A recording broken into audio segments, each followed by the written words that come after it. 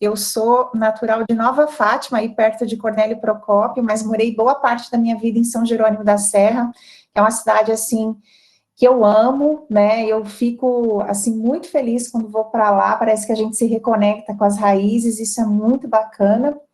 E morei, eu sou meio itinerante, assim, né? Professor vai fazendo concurso, vai para um lugar e tal, outro. Então, eu trabalhei em Cornélio durante bastante tempo até, e antes de fazer letras, eu fiz tecnologia em análise e desenvolvimento de sistemas na UTF-PR, né? Foi, assim, uma experiência bem interessante, mas me deu, assim, bastante traquejo de estudo, mas eu vi, assim, que não era bem aquilo que eu queria, né? Eu, enfim, senti uma pulsão diferente, gostava sempre de ler, de escrever, e acabei prestando vestibular para letras aí na UEMP, e aí, assim, me encontrei. E eu sempre gostei, né? A gente sabe que o curso tem essas vertentes, formação de professor, gramática, literatura, mas a literatura sempre me chamou, assim, sempre me interessou sobremaneira. E especialmente literatura marginal, literatura africana, que foi o que eu sempre estudei, né? Literaturas africanas de língua portuguesa. Então, depois que eu concluí o curso de letras, eu fiz especialização em ensino é, em literatura, né? E o meu tema foi justamente literatura africana, né, de língua portuguesa. Eu estudei o Pepe Tela, que eu não sei se vocês já ouviram falar, mas é um autor que eu sou, assim, apaixonada, e eu estudei um romance dele, algumas questões também da produção dele de modo geral. Então, assim, e isso me levou a abrir os olhos e os ouvidos para outras questões, né, da literatura marginal, da ecocrítica, que é uma vertente que eu estudei no doutorado também, literatura e sociologia, literatura e história, literatura engajada, escritores, ativistas, né? Então, a literatura angolana, em função da sua caracterização, me deu muito esse filão a explorar, e foi isso que eu fiz nessa especialização.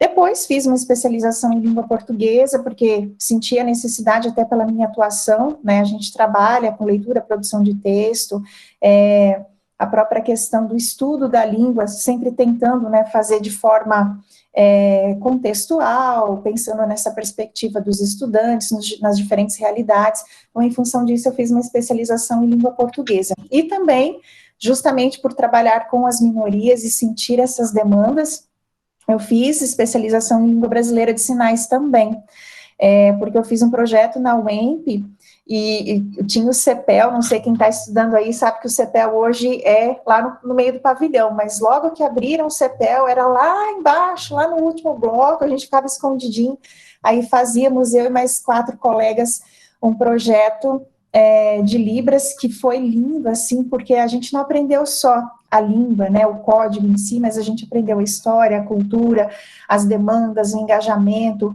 a realidade, né, de muitas famílias, de muitos sujeitos surdos, e realmente percebeu, né, o quanto a empatia para essas outras demandas, elas existem, né, e elas são pulsantes, e elas carecem ser observadas. Então, isso, né, fez com que eu fizesse, me possibilitou escolher o curso de Libras para estudar, e eu atuo nessa disciplina também hoje aqui na minha instituição, sobre a qual eu vou falar daqui a pouco. E aí trabalhei também com literatura surda, que é uma coisa, assim, extremamente desafiadora para a gente, né, e que está muito relacionada a essa questão do direito à literatura, esses diferentes sujeitos que recebem, né, os diferentes estímulos culturais, políticos, sociais, as informações por outras vertentes, e, por que não, a literatura também. Então, me fez pensar a respeito disso, né, de língua de sinais para além da comunicação, mas para a significação da vida desses sujeitos também. Então, essa foi também uma vertente que eu estudei da minha formação. Aí depois eu fiz mestrado em estudos literários na Universidade Estadual de Londrina, e também foi uma experiência muito bacana.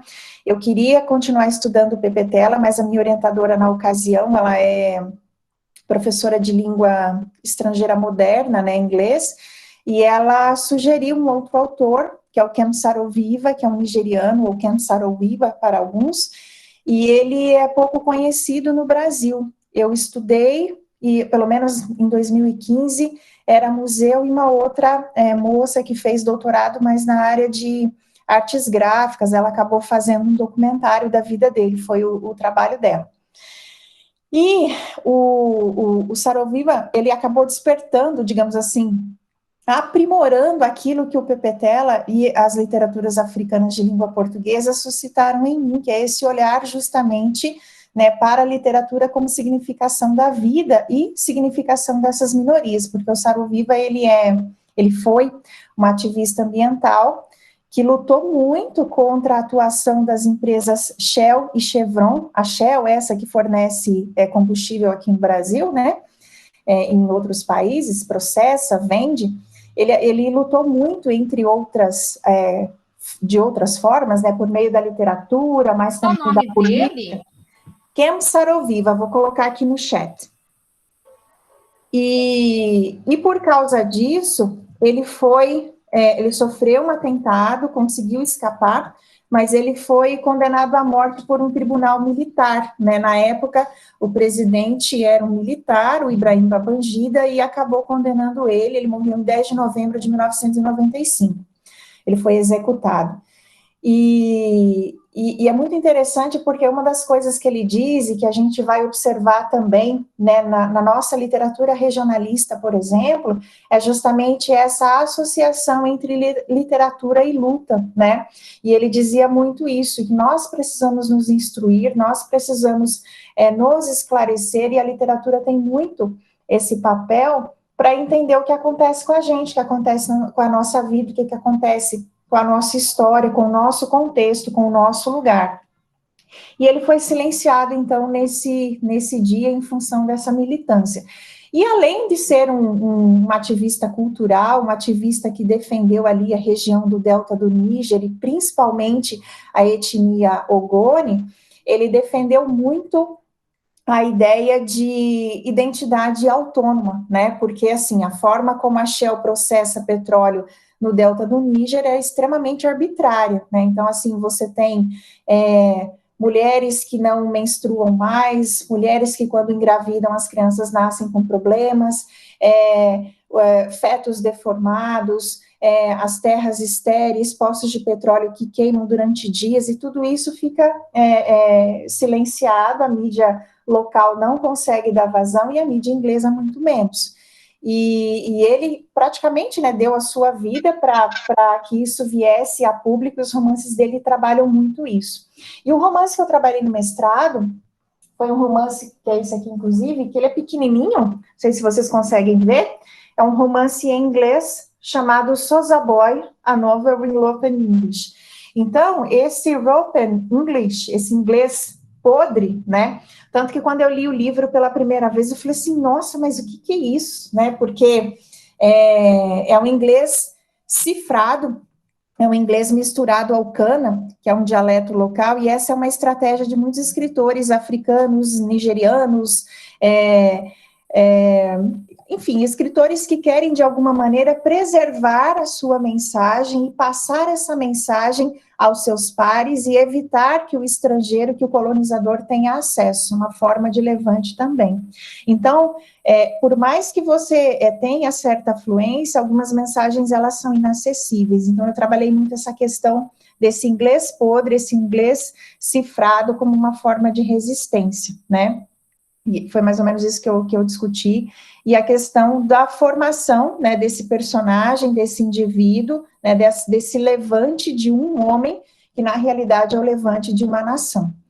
E aí essa foi uma experiência muito interessante, porque já deu, assim, me possibilitou, né, me inclinar e conhecer a ecocrítica, não sei se vocês já ouviram falar, já trabalharam e tal, mas é justamente a representação da natureza, e natureza aqui eu já faço um adendo, que é um termo extremamente problemático, né, e é uma coisa que eu discuto na minha tese também, de natureza representada na literatura e pela literatura.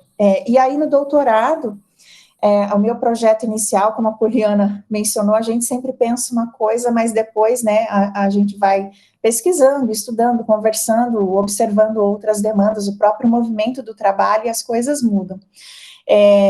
No doutorado, então, a minha intenção era trabalhar propriamente com a ecocrítica, né, no Saroviva, mas eu acabei ampliando meu escopo de pesquisa e considerando não só escritores africanos, ou pensando em considerar um escritor africano, mas trabalhar um nativo americano, né, e acabei optando pela Louise Erdrich, que é uma escritora nativa americana da etnia Chippewa.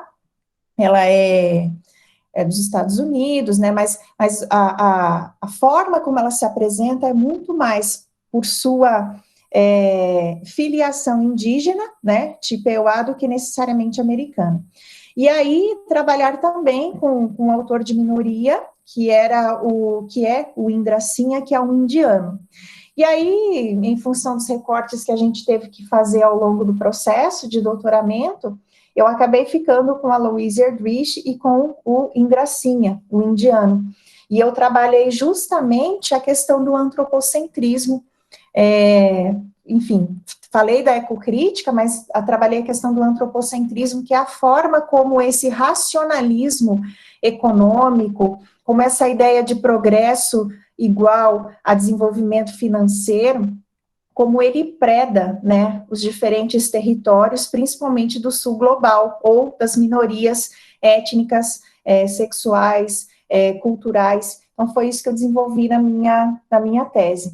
Justamente porque, como a gente tem ali duas linhas, basicamente, da ecocrítica. Uma primeira, inicial, era até mal vista, né, pelos estudos literários, porque as pessoas achavam que, olha, só está falando de como que aparece a árvore no texto literário, como aparece o pássaro, e na realidade não, né, é uma escrita extremamente politizada, extremamente engajada, e que denuncia as diferentes mazelas. Então, assim, eu tive acesso, gente, assim, a textos extremamente fortes, que eu lia, sabe aquela sensação de buraco na alma, de descrença total no ser humano. Você fala, puxa, eu não acredito, porque eu li vários textos, não só literários, de teoria literária, mas também de história, de sociologia, de política, de economia, né, para tentar verificar, né, as ressonâncias desses indicadores, dessas referências, nos textos que eu estava estudando, nos textos literários. Então, assim, essa coisa do agronegócio predatório, né, do silenciamento de etnias, de diferentes etnias, do apagamento, bem aquela coisa de Bacurau, não sei se todos viram, mas aquela coisa de apagar uma determinada comunidade do mapa, justamente para usá-la ao seu bel prazer. Então, por exemplo, o texto que eu estudei, um dos textos, foi esse aqui, A História de Animal, do Indracinha, que em inglês é o Animals People, né, tem a versão em inglês, mas eu estudei a versão em português, e o outro é A Future Home, depois eu vou colocar aqui no link, no chat, A Future Home of the Living God, da Louise Erdrich. O texto da Erdrich, ele é de 2017, e ele fala de um mundo pós-apocalíptico, ou de um mundo que dá indícios de um apocalipse. E quando eu estava escrevendo a tese, ou terminando de escrever, que foi no início de 2020, eu falava assim para o meu orientador, eu acabei mudando de orientador, eu falei, puxa, as coisas que eu estou escrevendo aqui parece que são as coisas que estão acontecendo agora. Então, a autora, que é extremamente politizada, extremamente engajada, e ela mesma se intitula, né, como uma defensora das comunidades indígenas da sua região e da etnia Chippewa, ela faz referência a vários políticos, inclusive ao Donald Trump. Não, ela não cita o nome dele, mas ela cita as características, porque 2017 foi bem ali no auge da eleição dele para a presidência. E o que é que isso causaria para o mundo, né? E a personagem, que é uma indígena, na verdade ela é uma mestiça, ela está esperando um bebê, né? E ela já é uma, digamos assim, ela usa essa expressão de modo provocativo, ela é uma indígena assimilada. E é uma provocação, porque essa palavra é ruim, essa palavra é pejorativa. E essa moça, ela está esperando um bebê, ela está com 4 meses de gravidez, e a gente começa a perceber algo muito parecido com o que a gente vê no conto da Aya. As mulheres estão sendo sequestradas, essas gestações, elas são assistidas, né, em centros, em detenções, né, de grávidas, de gestantes, porque as mulheres não estão mais tendo condição de ter filhos. A raça humana, a espécie humana está se extinguindo em função daquilo que ela fez. Enfim, da ação arbitrária contra o meio ambiente, da ação arbitrária contra a água, contra o solo, as coisas estão entrando em colapso. E aí a gente começa a ver animais que a gente nunca viu, né? Ela vai dizer assim, olha, tem joaninha que é do tamanho de gato, tem um animal que parece um felino que a gente só via lá na pré-história. Então, a todo momento você não sabe se é uma desevolução, se o mundo está retrocedendo ou se está entrando numa outra dimensão que a gente não conhece. E as poucas mulheres que ainda são férteis, elas são sequestradas com essa finalidade, e é aí que eu investigo o antropocentrismo, essa insistência do ser humano em se manter existente e dominante na Terra. E aí, assim, no desenrolar da história, a gente vai observar várias situações catastróficas, e há a menção a um vírus, parece um negócio até meio profético, assim, mas é muito mais político do que necessariamente profético. E aí tem várias chaves de leitura, porque há um sincretismo religioso muito forte, né, e provocativo, porque a criança nasce em 25 de dezembro, o nome branco, digamos assim, da indígena é Mary, né, ou seja, Maria. O nome do livro, né, Futuro Lar do Deus Vivo, então esse filho é visto como um Deus, e a minha perspectiva de investigação, eu trabalhei com a desconstrução do Jacques Derrida, então, assim, ao invés de reforçar alguns estereótipos, a gente percebe que a narrativa, ela desconstrói, ela nega, ela desestabiliza, né? E aí, dos filões que eu estudei também foi essa suscetibilidade da linguagem em designar as coisas. E é justamente nisso que o antropocentrismo se baseia, e todas as mazelas opressoras que decorrem dele. Por exemplo, o sexismo, que marca papéis para homem e para mulher por meio da linguagem, o racismo, que marca locais, papéis, funções, qualidades, capacidades para brancos, negros, indígenas, também por meio da linguagem, entre outras coisas. Então, uma dos subtópicos, assim, do meu trabalho é justamente os problemas desse antropocentrismo racionalista, ou seja, pautado na razão igual a progresso, e essas mazelas que decorrem dessas afirmações transferidas por meio da linguagem. Então, esse texto da Louise Erdrich, ele é muito atual, né, justamente por problematizar essa questão de um caos em que o mundo se coloca, justamente pela atuação arbitrária, pela atuação predatória do ser humano em relação às demais espécies, né, e a sua própria. E aí o Indracinha, né, que é o outro escritor periférico que eu vou trabalhar na tese também, esse texto, ele é belíssimo, porque ele é um texto totalmente desconstruído. Então, o texto, ele tanto que eu trabalhei, o título do meu trabalho tem essa palavra sorrateira, né?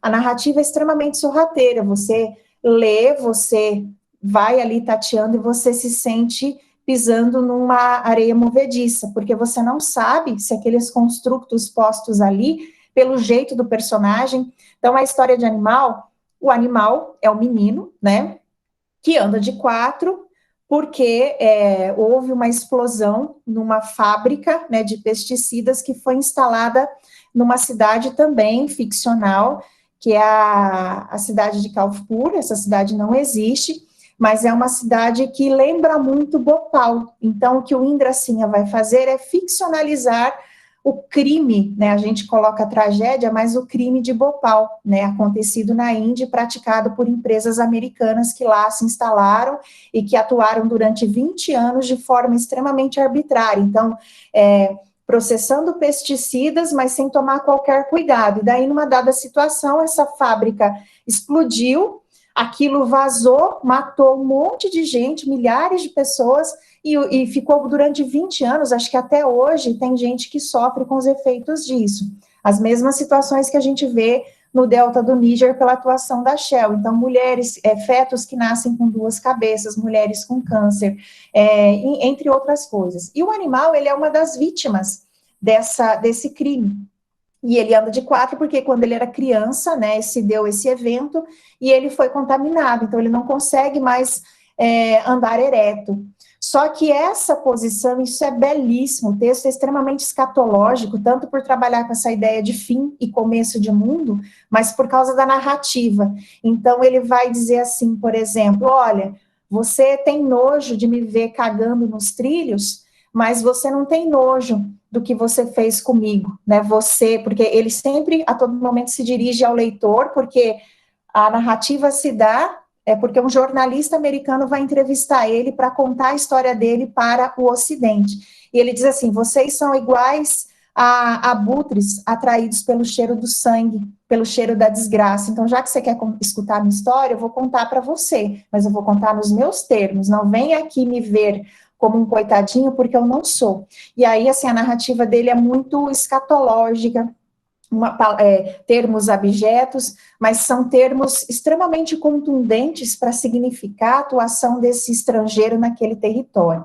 Então, a gente vai observar justamente isso, a figura desse personagem, a figura desse indivíduo, que está no entrelugar, como diria o Silviano Santiago, que está no entrelugar entre o humano e o não humano. E aí eu trabalho a desconstrução nisso também, porque ele diz, eu não sou humano, ou quando eu era humano eu pensava assim, mas eu olho o mundo da perspectiva da cintura das pessoas, eu sinto o cheiro ruim das pessoas, seja o cheiro físico, né, fisiológico, biológico, quanto o cheiro moral.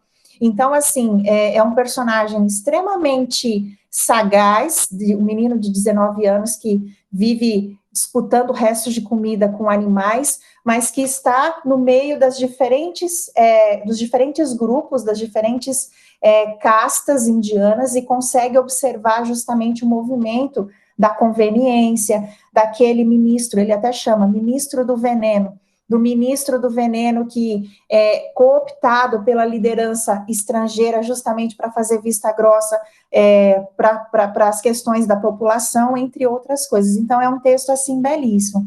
Então, esses 2 textos, eles trabalham muito o ataque ao natural, o ataque à natureza, novamente, um termo extremamente problemático, porque não é a natureza do idílico, a que a gente vê lá no trovadorismo, não é essa, mas justamente tudo aquilo que deveria seguir o seu curso e que não segue, que é alterado e é adulterado em função do desejo de progresso do ser humano.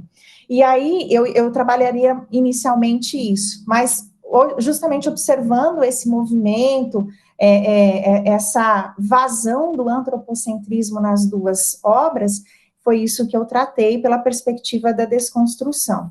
Então, assim, são textos belíssimos. E esse aqui, da História de Animal ainda, ele é extremamente sorrateiro, por quê? Né? O texto, ele tem ali 3 partes. Ele tem uma nota do editor, né? Ele tem o texto, que também é um texto cifrado, ele é escrito em inglês, foi traduzido pelo português, mas o animal, ele foi criado por uma freira francesa. Então, ele não só ali expressa a língua que a gente está lendo, ou seja, português ou inglês, mas ele também tem nuances do francês, um francês adulterado, e ele também tem nuances do dialeto local dele, né, que ele vai dizer que é um dialeto que só ele entende. Isso é muito legal, porque chega uma hora que o que ele fala assim para o jornalista está gravando ele, né, ele está contando a narrativa, e ele está dizendo assim, olha para a cara de imbecil desse jornalista, achando que eu estou contando uma história triste, mas eu estou rindo da cara dele. Então, essa coisa esse revide, né, do colonizado, que usa o idioma justamente para subverter, né, para subjugar o colonizador, é muito bacana, porque é o que a gente vê no contrário, né, inclusive quando você está ensinando inglês. Infelizmente, a primeira aula que eu dou quando eu começo a disciplina de língua inglesa é justamente do inglês como língua de prestígio, e o quanto isso, essa ideia, essa imagem afeta a gente. Porque muitas vezes a pessoa quer aprender não porque ela gosta, mas porque, nossa, o inglês é importante. E meio que naquele complexo de vira-lata ali, eu preciso aprender bem o inglês, porque é a língua que se fala nos Estados Unidos. Mas a gente não percebe o quanto, junto com o idioma, com o código, vem também os aspectos culturais. Espera só um pouquinho, pessoal.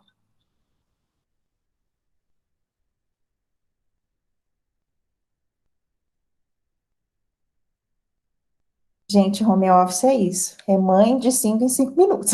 Vamos lá. Bom, e aí a gente observa justamente nessa narrativa do Indracinha um revide, né? É muito legal, porque tem horas que ele fala, olha, esse imbecil desse jornalista acha que ele vem aqui e vai levar a minha história triste para o ocidental verificar. E é uma reflexão que eu faço pensando na Susan Sontag, naquele texto dela, Diante da Dor dos Outros, que é justamente essa espetacularização da violência, da tragédia, da pobreza, da miséria, daquele que está à margem, né, do coitadinho. Nossa, vamos atuar em favor dele, vamos conversar, vamos discutir, mas assim, quando se toca, né, em questões polêmicas, questões políticas, questões efetivas para mudar aquela condição e dar voz, ou eu me silenciar para que o outro fale, muitas vezes a gente não faz isso, ele não tem condição, ele precisa ser tutelado. Então, aqui em A História de Animal, a gente vai ver um revide em relação a isso. Então, basicamente, e isso assim, eu falo com muita paixão, primeiro porque está bem recente, eu terminei o doutorado em dezembro do ano passado, mas porque isso ficou muito claro para mim nesse momento que a gente está vivendo, né, de uma incerteza, uma fluidez de fronteiras, não existem mais fronteiras, né, e uma suposta, né, facilitação da vida pela transformação daquilo que é natural, pela transformação do curso.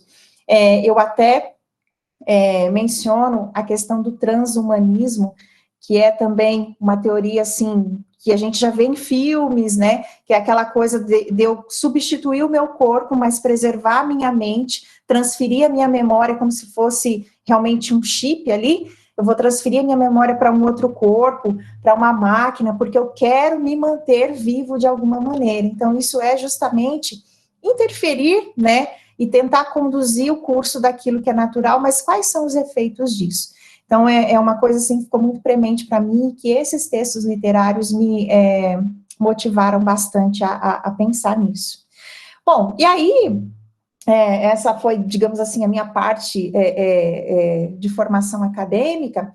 Eu atuei, acho que como boa parte de vocês, ou estão atuando, né, em algumas escolas municipais, né, estaduais. Trabalhei em Bela Vista do Paraíso durante um tempo como professora do estado, depois que eu fiz o concurso aqui para o Instituto Federal do Paraná, vim aqui para Assis Chateaubriand, na região oeste do estado, né, e atuo aqui no Instituto Federal nas disciplinas de língua portuguesa, língua inglesa, daí Libras, metodologia da pesquisa, e com esses diferentes projetos. E aí, até foi nesse momento de escrita, né, da tese, me pegando diante dessas diferentes reflexões, de estar frequentemente absurdada com as coisas que eu lia, né, porque realmente, gente, olha, foi assim, um momento de epifania, né, de revelação, de descoberta, mas ao mesmo tempo de um certo desespero por você se apropriar de informações tão caóticas, tão trágicas, né, e que a literatura ficcionaliza, mas que realmente procedem, né, essa coisa do caos ambiental. E foi numa situação dessas que surgiu assim o roceirinha. Eu me lembro que eu escrevi esse texto à noite, escrevi, depois você vai aprimorando, e é um texto relativamente curto, então eu escrevi até rápido, né? mas foi uma forma de dizer assim, meu Deus do céu, como dá medo ser adulto, né? Porque você se depara com a realidade, com os diferentes choques de realidade, com as diferentes situações, e como era bom ser criança. E nessa situação, eu lembrei, né, dos meus tempos de criança. Então, Roseirinha tem muito da minha infância, assim. Eu fiz uma live de lançamento do livro no final do ano passado, e uma das perguntas que me fizeram era se eu tinha, digamos, era a minha história. Algumas nuances, sim, né, outras são ficcionais mesmo. Então, como surgiu Roseirinha, ou o que é Roseirinha? Roseirinha, eu vou apresentar para vocês hoje e na semana que vem, é esse meu texto literário, infantil, mas eu diria que até infanto-juvenil, né? Porque ele traz umas reflexões assim, por exemplo, a minha filha de 5 anos, eu li para ela, foi a primeira que leu, que viu, né? Primeiro ela falou assim, porque tem minha foto aqui no final, depois eu vou mostrar para vocês. Ela falou, nossa, mas o que sua foto está fazendo aqui? Eu falei, filha, foi a mãe que escreveu. E li para ela aqui, depois eu vou falar também da ilustradora, que é a Tatiane Galheiro, que é de Londrina. E me surgiu justamente desse desejo, de verdade, de fugir um pouco, não só, que eu acho que é uma coisa que acontece com a gente em alguns momentos, da fase adulta, da idade adulta, das demandas do ser adulto, e principalmente do ser adulto no mundo no qual nós estamos vivendo hoje, né? Principalmente, né, nesse mundo caótico, né, da pandemia, que a pandemia nos colocou. E aí algumas coisas eu falava, puxa, mas como tudo era tão simples, né, e eu nunca tinha pensado o quanto viver aquilo, né, me fazia bem, ou aquela velha máxima, né, eu era feliz e não sabia. Então, Roseirinha escrevi justamente numa noite em que eu estava ali escrevendo a tese, fiz uma pausa e coloquei para fora aquela verve ali que estava pulsando. E a história, em linhas gerais, depois eu vou compartilhar com vocês aqui algumas imagens, ela fala justamente dessa personagem, ela não tem propriamente um nome, mas o nome é Roseirinha, né? E essa menina começa reclamando, né, de um nome, né, que o pai dá ali, uma alcunha que o pai, pela qual o pai chama ela, que é bicuda, porque ela fica, em algumas situações, bicuda pelo fato do pai observar que ela está emburrada, que ela está triste, em função de alguma coisa que ela quer e a mãe não concede. E o livro começa justamente por isso, porque a mãe faz queijos, que é uma coisa que a minha mãe fazia. Era muito comum antes as famílias terem vacas, né?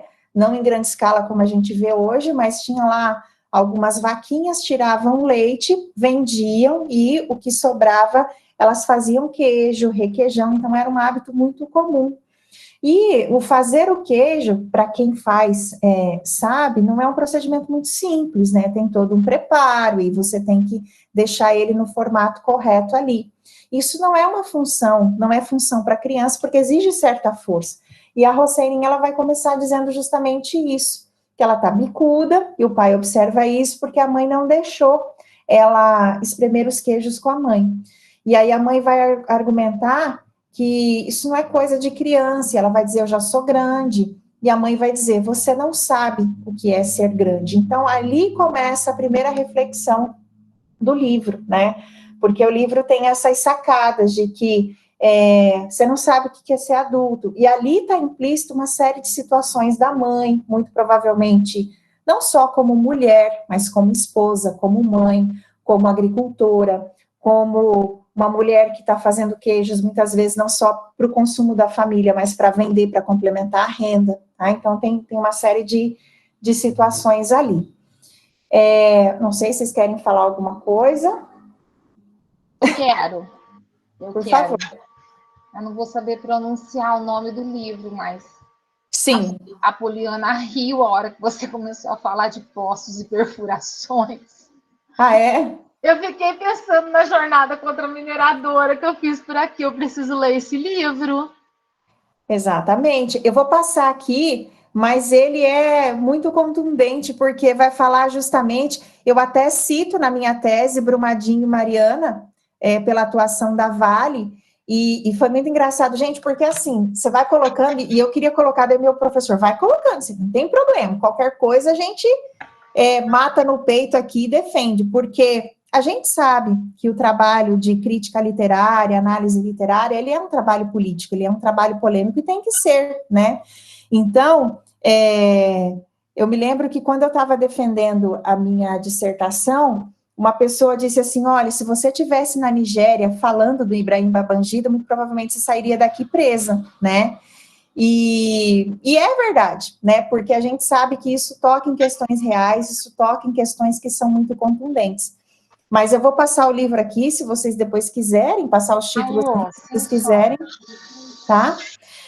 O Lucas perguntou esse sentido de sorrateiro, justamente, Lucas, porque é um texto que você lê e você diz, nossa, mas será que é isso mesmo? Será que é isso que ele quis dizer? Então, o que eu estava dizendo da história de animal é que ele é dividido em 3 partes. Ele tem uma nota do editor, ele tem o texto propriamente, ele tem um glossário.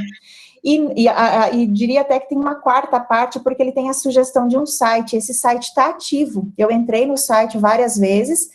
E, sim, e a nota do editor, ou na nota do editor, ele vai dizer justamente assim, olha, leitor, né?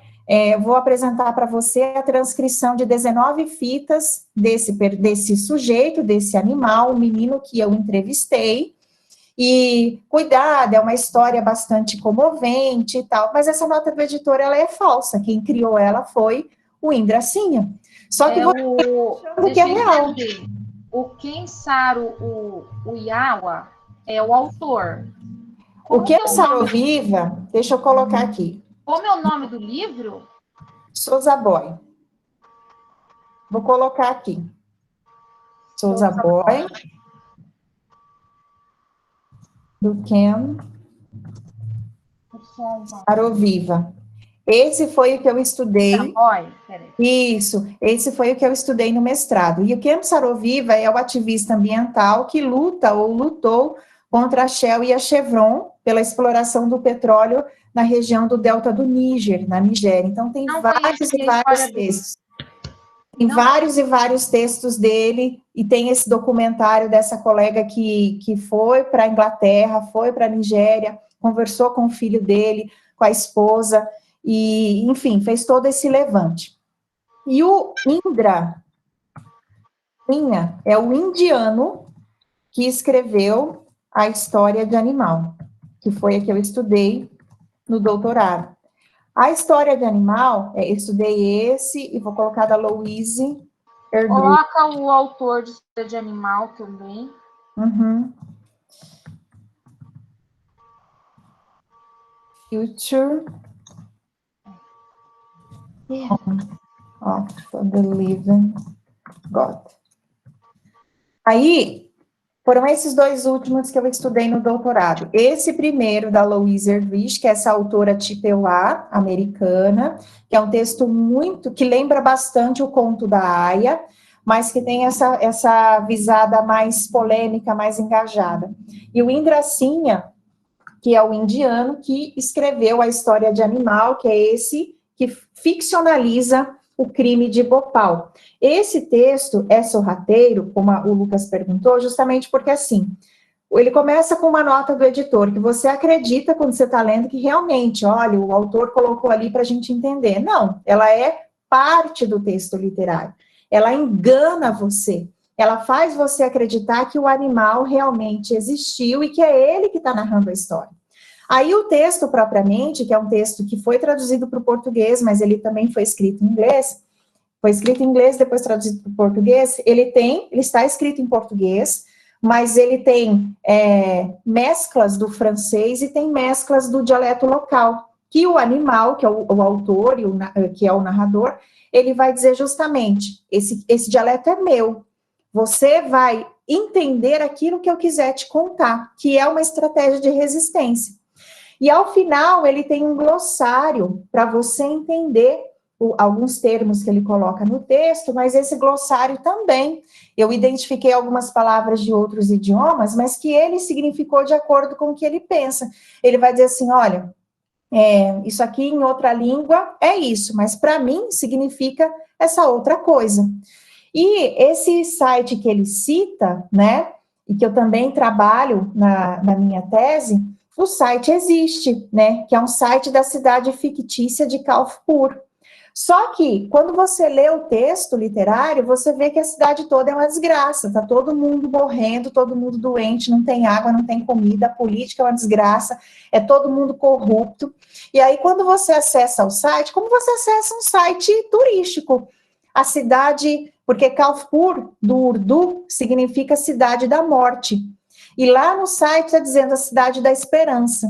Então, o próprio site, ele é falso no sentido de ter informações falsas, né? Não só ficcional, porque Kaufpur não existe, mas ele é um site que contradiz o que o animal coloca ali, justamente para provocar o leitor. E aí a leitura que a gente faz será que foi um político ficcional que criou esse site? Que provocação é feita aqui, né? Lá, inclusive, tem sugestões de restaurantes, de hotéis, sugestões de bordéis, inclusive, porque o animal vai falar da prostituição. Então, é uma provocação que o próprio autor coloca, né, justamente para mostrar que aquilo que a mídia, às vezes as mídias, as redes sociais, a televisão, o rádio, enfim, a imprensa de modo geral divulga, é algo bem diferente do que vivem os personagens marginais como o animal, né? Porque, inclusive, tem uma foto lá no site que mostra um determinado ponto turístico e você vê um pontinho preto lá no cantinho, que é um mendigo. Esse mendigo, ele é citado no texto e o animal vai dizer assim, olha, o coitado do fulano, que está com uma ferida enorme, né, na perna, ele só é um pontinho preto na foto, mas se não fosse ele, não existiria esse lugar por uma série de situações. Então, aqui, é um texto objeto, ele é cheio de termos objetos mesmo. Tem uma parte, assim, que é abjeta, mas ao mesmo tempo é muito linda, que ele vai dizer de um poeta que ele ficou tão frustrado com tudo que aconteceu que ele parou de fazer poesia, de falar e de escrever. E que ele ficou velho, ele ficou na mendicância também, e uma ferida enorme surgiu, né? Há muitos mendigos feridos aqui. Uma ferida, uma chaga enorme surgiu na perna dele. E dessa chaga saíam as poesias. Então é um negócio assim, purulento, né? Dá um certo nojo, mas ao mesmo tempo é muito bonito, porque ele diz assim, foi o jeito que a poesia encontrou para sair dele, porque ele já não tinha mais condição, em função de toda aquela catástrofe, ele não tinha mais condição de se expressar por meio de palavras.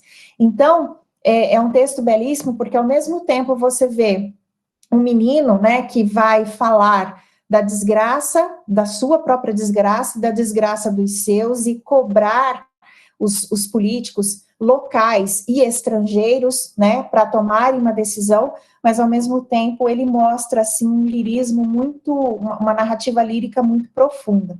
Então, esse texto eu recomendo porque ele é realmente belíssimo. Até ele vai descrever ali, o sonho dele era ter relação sexual com uma moça, e pagam para ele, porque ele realmente anda ali no meio dos animais e tal, e as pessoas têm um certo receio dele. E ele vai descrever que no momento ele fala assim, não, eu não quero fazer nada com você, eu só quero ver. E aí eles vão descrever, o autor vai descrever ela abrindo as pernas, explicando para ele como funciona, e tem uma página inteira em que ele descreve de modo muito lírico aquilo que ele vê. E aí você pensa assim, puxa, um cara que viveu na desgraça, que vive dando golpe, né, que sofreu, né, a vida, que não teve instrução, porque é isso que o autor quer marcar, né, esses desgraçados, esses pobres, esses que agora estão tomando o discurso e mostrando a sua verdade para o Ocidente, para o mundo, ele vai ter condições de narrar de modo muito lírico aquilo que poderia ser visto como escatológico, ou puramente fisiológico, ou puramente animal. É bem interessante. O livro é de 2013, se não me engano, esse é A História de Animal. Mas é bem bacana. Então, aliás, de 2009, Lucila, desculpa. Então, todas essas questões, né, me fizeram, assim, pensar, a gente já está aí quase finalizando o momento do nosso encontro, e daí no próximo eu vou falar um pouco mais de Roseirinha, me fizeram pensar, né, em olhar para dentro de si mesmo, não eu, Celina, necessariamente, mas o ser humano, de modo geral, nesse nosso fisiologismo, nessa nossa animalidade que é tão condenada, tão criticada, né?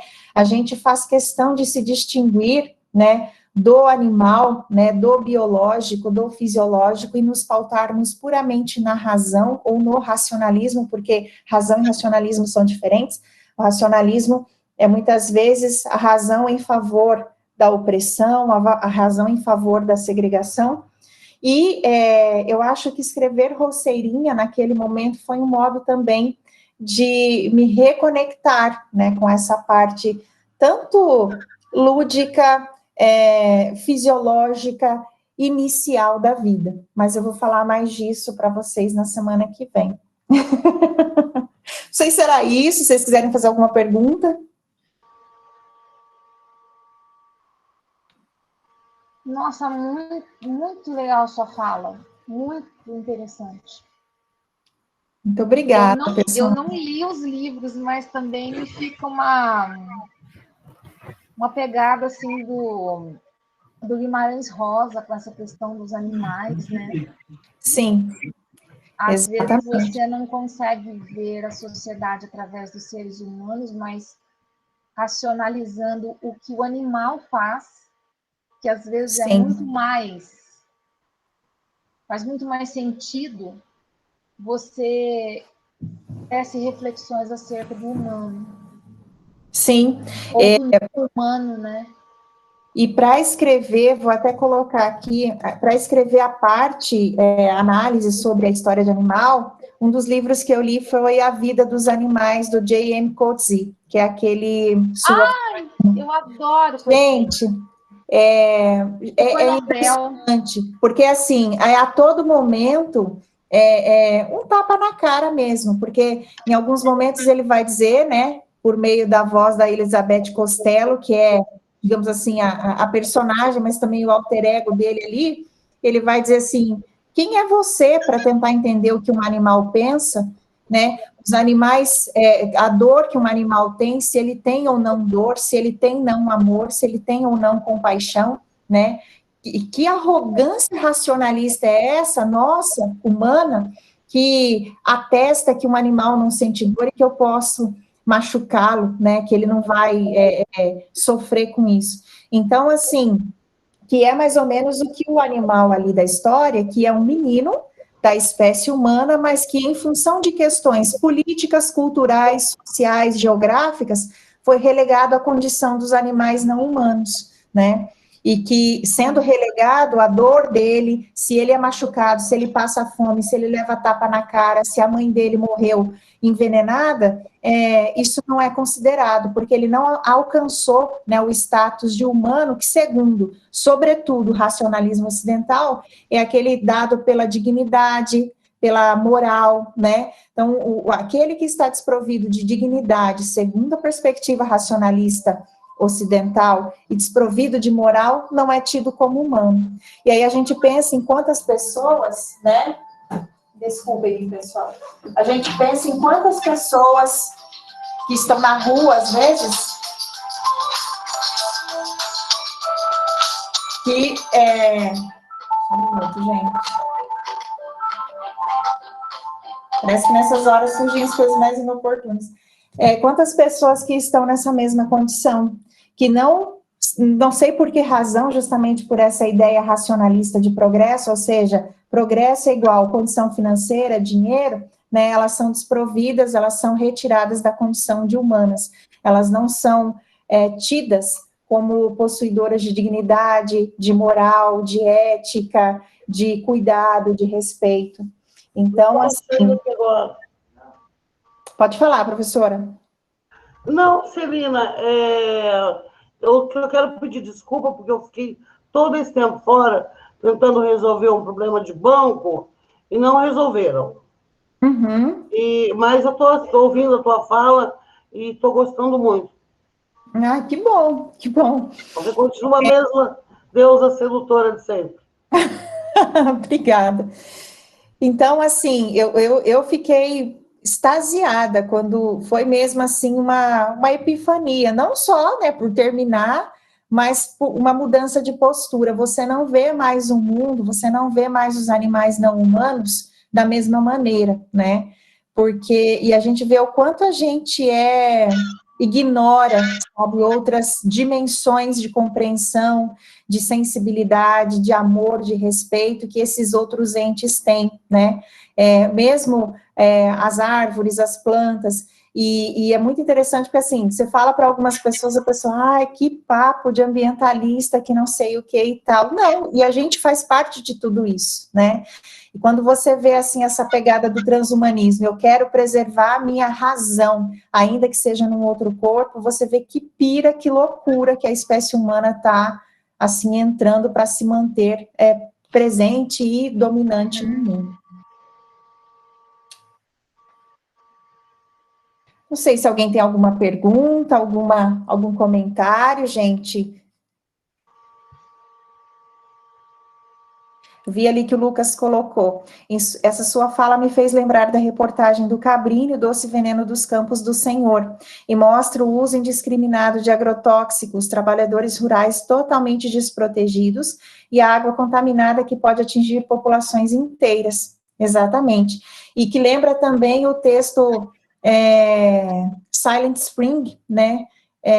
Da Rachel Carson, que vai falar, foi um dos primeiros textos ecocríticos e que vai falar justamente dessa difusão indiscriminada de agrotóxicos, isso lá em 1980, nos Estados Unidos, ela já falava do perigo, né, dos agrotóxicos, enfim, espalhados ao bel prazer das indústrias químicas, né, e é muito legal porque a Rachel Carson, ela debatendo com um desses caras do agronegócio, ele fala assim, quem é você? Você é professora de literatura e tal. Ela falou, não, pera um pouquinho, eu vou te mostrar por A mais B que isso aqui não procede. E ela fez todo um estudo, né, do impacto ambiental que aquelas substâncias, né, causariam ao ambiente. Então, ela disse assim, olha, eu não escrevo isso A aqui. Rachel Carson é aquela do amianto?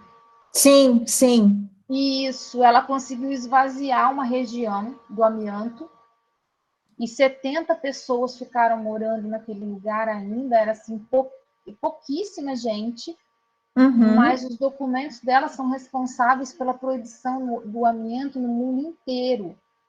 E agora, nesse período horrível que a gente está vivendo, o governador de Goiás reliberou os depósitos de amianto para voltarem a fabricar essas coisas horríveis. Mas o trabalho dela é considerado um trabalho tão completo que não há outro igual, não há paralelo com o que ela fez, porque ela foi pegando assim o que ela propôs para os Estados Unidos, ela foi fazendo de país a país. Muito bacana o trabalho dela. Sim, e é justamente por isso, porque vendo, né, que é o que a gente vê hoje, né, gente, que uma narrativa progressista, entenda-se o progresso visado pelo agronegócio, pela exploração arbitrária do meio ambiente. Mas tentando, né, ela percebendo que essa narrativa queria desestabilizar o argumento dela, ela faz justamente esse estudo para comprovar, né, que essa era uma atuação, isso já na década de 70, 80, era uma atuação extremamente danosa para o ambiente, né, e a gente está vendo os reflexos aí agora, de certa forma. Sim.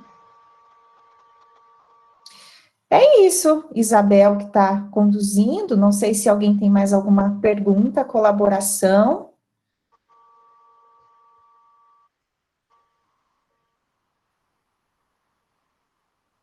Exatamente, Lucas. É puramente econômica. É puramente econômica e e cada dia mais irresponsável e perigosa, né? Sim. E a gente não, olha, eu falo assim, a gente não tem noção, né, do que é feito. A gente vê, assim, 1% do que a Sim. mídia divulga e é tudo muito enviesado, mas a gente não tem noção, né, do que essas comunidades sofrem. Imagine você, né, ficar infértil ou você, enfim, ficar com a tua saúde comprometida e os responsáveis estarem lá em outro continente, não sabem nem o que estão acontecendo, não são responsabilizados, sabe? Então, é a realidade de muitas dessas comunidades, não só fora do Brasil, mas no Brasil também, haja vista Mariana, Brumadinho e tantas outras, né? E aquilo que a gente lembra sempre na questão ambiental. A barragem não arrebenta, né? Uhum, Arrebentam com a barragem porque tem gente atrapalhando o caminho. sim. Quando você vai no local da barragem, da cidade, um ano depois, a mineradora já se instalou por ali. As Exatamente. coisas vão acontecendo. Você já viu um filme com o Matt Damon chamado Terra Prometida? Não vi ainda. Trata disso também? Jornada contra a mineradora, uma vereadora. Vou te mandar o material depois. Eu não sabia que Uhum, você ia falar sobre isso. Uma uhum, vereadora falou assim para mim: Você viu aquele filme Terra Prometida? E você veio fazer o contrário? Eu falei assim: Eu não conheço esse filme. Aí ela me uhum, mandou um link. Ele chega nas cidades e ele compra lotes das propriedades para a mineradora, para a uhum, instalação que se chama de poços de petróleo, mas que na verdade são poços de fracking, né? uhum.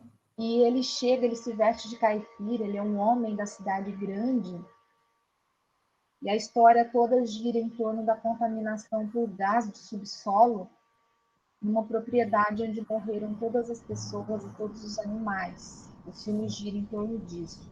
É Uhum, a crise de consciência desse homem que sabe que está vendendo a morte, né? uhum. Uma espécie de mercador. E que eu não li os livros que você pesquisa, eu vou ler,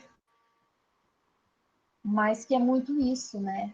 Tem sempre um mercador que vende os animais, o oxigênio, a mata, as pessoas, o solo, o subsolo, para esse tipo de sistema vir e degradar a natureza nesse nível, né?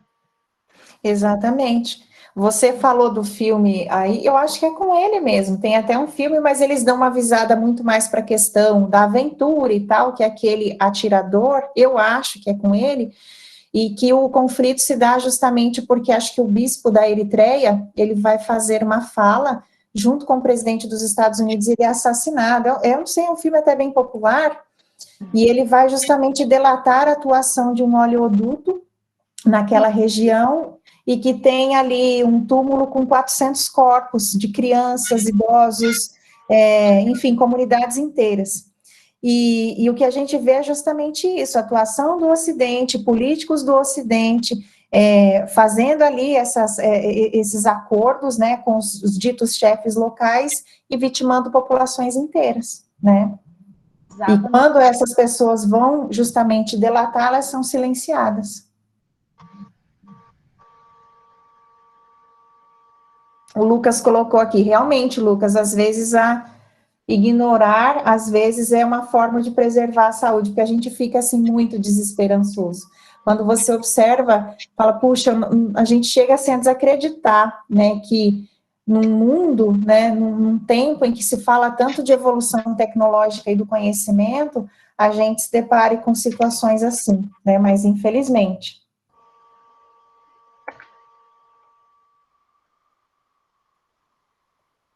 O Lucas está falando ali dos efeitos do cloro e do flúor no corpo humano. É bem isso. E o cloro e o flúor, eles tiveram uma historinha bem parecida com a cloroquina, né? Não esquecer disso. Sim. Para colocar isso na água porque matava os vermes. Já que a população não sabe ser responsável por si, nós somos pessoas tão boas, então nós vamos comprar tudo isso e colocar na água para as pessoas. Exatamente. resto a gente não precisa dizer, né? Exatamente. É muita coisa, sabe, gente? Assim, quando você vê, você vai lendo e fala, nossa, mas eu já vi isso em algum lugar. São intertextos, assim, muito, muito fortes, né? Ok, pessoal? Alguém tem mais alguma pergunta, alguma colocação? Eu não Isso que a sei se... senhora falou, eu achei Uhum, interessante, eu lembrei de uma coisa, uma catástrofe que aconteceu em Goiânia, eu acho, uhum. relacionada ao Césio 137, a senhora conhece? Já ouvi falar. Uhum, Então, era um material radioativo uhum, que estava numa clínica, eu acho que era para raio-x, que usava numa máquina de uhum, raio-x. Aí os sucateadores, lixeiros, eles foram entrar nessa clínica, ela estava abandonada. E eles uhum, não, os donos da clínica não despejaram o material corretamente, porque é um material radioativo, uhum, então você tem que ter um devido cuidado. E uhum, eles, para evitar de gastos, eles não decidiram deixar ali mesmo. Aí esses uhum, sucateadores entraram lá e viram essa máquina, máquina grande, né? Falaram, nossa, deve dar um bom dinheiro. Levaram a máquina, uhum, tiraram o pó, e o uhum, pó brilhava. Aí um rapaz falou assim, eu posso levar o pó para minha filha brincar? Porque era um pó, brilhou o pó, né? Uma coisa gente, diferente. uhum, Aí ele levou para a filha dele brincar. Ele teve contato uhum, com o pó, a filha pegou no pó, colocou a mão na boca, ela morreu. Morreu ela, morreu a mãe, se não me engano. Nossa, morreu um monte de gente que teve contato com o pó. Aí depois eles foram descobrir que o pó era radioativo e que ele era tóxico. O Carlos, Sim, meu Deus do fazer céu. uma fala, eu quero fazer uma fala como sujeito histórico dessa história de Goiás. Eu era diga. pequena, é verdade, mas eu lembro de mim sentada na casa do sítio, do lado do meu pai, assistindo o Jornal Nacional e o Cid Moreira contando a história do Césio 147.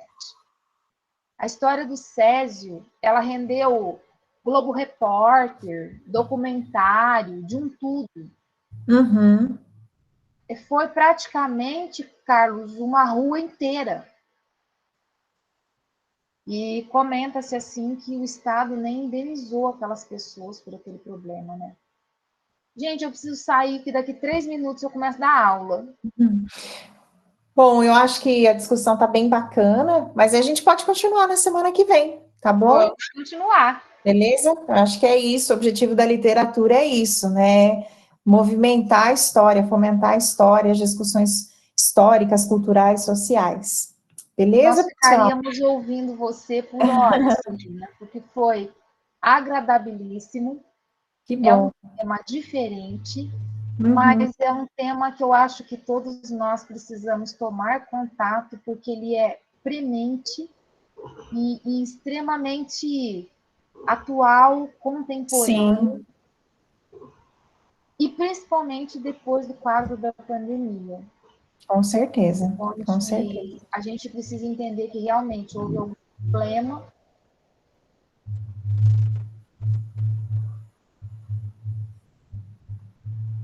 Estamos vendo, só não estamos te ouvindo. Ok. Houve algum problema com o meio Celina, ambiente e é necessário essa reflexão. Com certeza. Você encerra aí, Lilian?